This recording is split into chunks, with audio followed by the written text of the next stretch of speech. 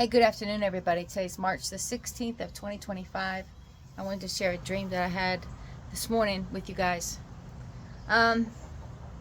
It's a warning dream, and this is about what will happen to the people during the Great Tribulation, their judgments, their punishments, and many will be refined. Many people will have to be humbled and submit to the power and authority of God the Father and His Son Jesus Christ. My girls are being loud in there.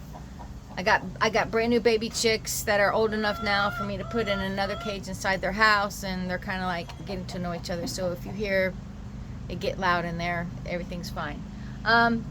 Okay, so in the dream, I am seeing a husband and a wife. They're black and they're from Africa.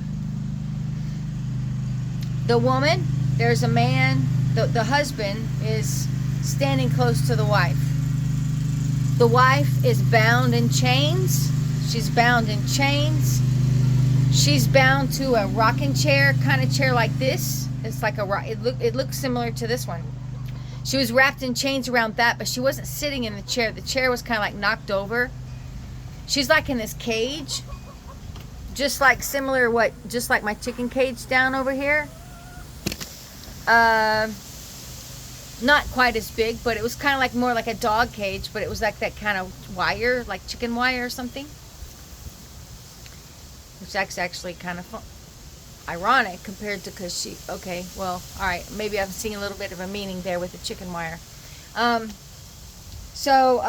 see. So she's bound in chains. I see the chair knocked over. She's tied to the chair. She's chained to the chair that's knocked over. And she's bound inside this dog cage type of environment with chicken wire around it. And the husband is abusive. And he's beating on her. And I see these massive... Okay. So I have a pair of scissors. They're like these... I don't know what you call them. They're kind of like kitchen scissors or cutting up meat or something. But they can come apart. So if you literally take them apart, it's almost like you got two daggers. They got big handles and they can come apart and you just got like two weapons. Is what it looks like to me. So I've got scissors like that. But, okay, so in the dream, I'm seeing something similar to that. They're massive. I mean, we're not talking scissors. Massive, big, huge, like something you'd cut down bushes and limbs with. But it were more like scissors, not hedge clippers. But they were more like scissors. And he kept telling his wife, I'm going to kill you. I'm going to kill you. I'm going to kill you. And he was going to pick up that thing and he was just going to stab her over and over again with that. He was just being so horrible to her. And I went up to, and I'm there as an observer. I'm just watching what's going on. I have on all white clothes. She's dirty. He's dirty. They're both dirty. I start talking to her and I can see myself, and I have on white, my whole white, super whiter than white clothes. My garments are solid white. And I know that this is something that happens, that one of the, me being sent back during the Great Tribulation to help those who are in need. I've been shown this several times. Okay, so I'm telling this woman, I start telling this woman, before I start talking to her, I'm looking at her and I'm just like, I'm not saying anything to her, but I'm like, you know, I'm trying to punch him in the face. Punch him in the face. Do something. Punch him in the face. She wouldn't do anything. And she looked at me. She smiled at me. And all her teeth were rotten. They were just rotten. She only had like one or two teeth in her whole head. And what was there, and those teeth that were there were rotten. It was really disgusting. She wouldn't punch him in the face. She wouldn't stand up for herself. She was being chicken wire. I see that now. She wouldn't do it. She was too scared. And that's what, you know, like we always say, oh, what are you, scared like a chicken? What are you, a chicken? What are you, a chicken? You know, that's the meaning of this, her being wrapped in the chicken wire. She was scared. So I'm telling her, I'm making these, punch him in the face, punch him in the face. She wouldn't do it. She just smiled at me. She wouldn't do anything. And then I made a kicking movement, like kick him in the groin. You know, kick him in the groin. I didn't say it, but this is, I'm making these movements and I'm showing her, fight, do this, do that. She wouldn't do nothing. She just wouldn't do nothing. She chose to stay bound. She chose to stay chained up. She chose this out of fear, because she was afraid. Her fear was in control of her, which in turn allowed this man to treat her that way. Kept threatening, I'm going to kill you, I'm going to kill you. He's going to pick up these things. And she actually picked up the scissor things like she was going to do something, but she didn't do anything. So I said, that's it, that's enough. So I said to the man, and I started talking to the man. I jumped down there in front of him, and I said, you, come here. Come on. You want to mess with somebody? Come with me. Come with me. Come over here. Step over here. I'm going to show you. Come over here. So he came over there like he was going to do something to me, and I grabbed hold of that dude. I submitted him. I totally submitted him. He totally became humbled and submissive. He had to be submissive because I got him in a headlock. He couldn't move. He couldn't do nothing. And that was it to the dream. The dream is this. The message is this. If you are harming your spouse, I'm not even talking, it could be physically, it could be mentally, it could be spiritually. If you are harming your spouse, whether it be the man harming the woman or the woman harming the man, because that happens too. Believe me, it happens too. You need to stand up. Don't be a coward. Don't be a chicken. Stand up.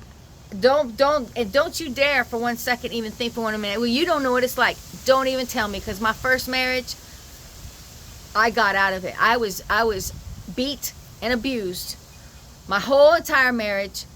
I had multiple sclerosis. One day I said, you know what? I'm going to let multiple sclerosis put me in a wheelchair before I let him put me in a wheelchair, and I got out. Finally. Okay? There were reasons why this, for 2 decades, I didn't get out. Because I always had an excuse. I always thought about my kids. Well, I don't want my kids, to be without their dad. Or I don't want da-da-da-da-da. All these excuses. And that's all they come down to is excuses. It's no good real reason. You are not at all, just because you have a husband, you do not submit and be submissive to abuse. Whether it be the man or the woman. You do not submit to abuse. You do not bow down in fear and be a coward and be a chicken. You call on God. Now, there's many people who have been so beaten down that they don't even know how to pick themselves up. There's going to be many people that are left behind. This man and this woman, they were both left behind. She wasn't left behind, I'm sure, because she got beaten. She didn't stand up for herself. She just was spiritually dead. Both of them are spiritually dead, okay? But God will come back. God does go help the poor. He does go and help the needy, those in need. He does go help those who are oppressed, whether it be by demons or by being oppressed by other people, including your spouse. So if you find yourself, if this is talking to you right now because you know you're guilty of abusing your spouse, whether it be verbally, physically, or mentally, spiritually, I'm telling you, you better hit your knees right now. You better repent, because you get left behind during the Great Tribulation, you are going to be submitted on the ground. You're going to hit the ground. You're going to be humbled. It's going to hurt, but you will become submissive. If you live long enough during the Great Tribulation. Who knows? All right? So that's the message of the day. This is the dream the Lord gave me to tell you guys. This message has to be clearly for somebody. One of y'all out here doing this to your spouse. Maybe more than one of you. One of y'all's doing it because there's no for such a specific subject like this. One of y'all is doing that to your spouse. And let's just say, if you are the one that's being abused, whether it's verbally, mentally, spiritually, physically, or whatever, if you are being abused, do not stay on your knees, cowering to the man or to the woman who's doing this to you. You hit your knees in submission to God the Father and cry out to Him, call out to Him, ask Him to help you, ask Him to renew your heart, ask Him to renew your mind and your spirit. Ask Him to help you get through this. Ask Him to help stop the situation. Okay? Don't just go with, well, God sees what's happening.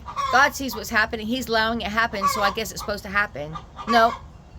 Cry out to Him. Call out to Him. Have a personal relationship with God the Father. God never He allows many things to happen. But I am not the one to question why that happens. There's a lesson to learn in everything. Okay? There's a lesson why I went through what I went through. Okay? And that was my own personal lesson. I had to learn about things and grow in certain ways. I'm not saying that I just picked the wrong man. God didn't pick that man for me for a husband. I was never supposed to have married him. Those are the consequences for my choices and my actions. Okay? So, I'm just telling y'all the dream. I hope you learned from what I've just told you. So, God bless you. God bless your family. God bless your animals on this day. Goodbye.